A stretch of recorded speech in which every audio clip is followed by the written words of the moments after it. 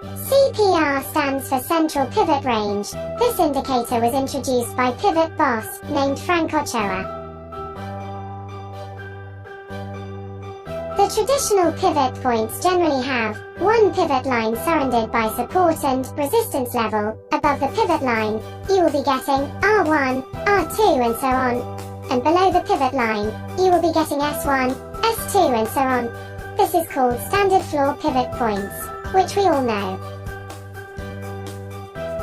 In standard pivot point, the price is above pivot point. It's expected to be bullish for the particular day, and the price is below pivot point. It's expected to be bearish for the particular day.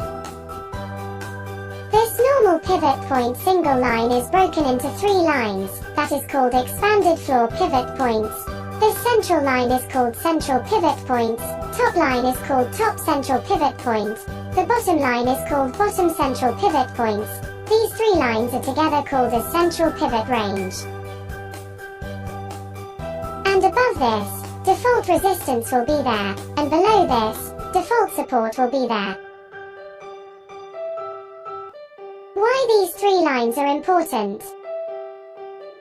The importance of this particular indicator is, if these three lines are very near to each other, then it's called as narrow CPR. That trading day will expect it to be very volatile or trending, either on the upside or downside.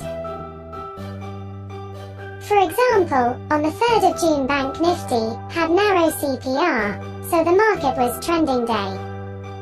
If these three lines are far away from each other, then it's called wide CPR. That trading day will expect it to be sideways or less trending day.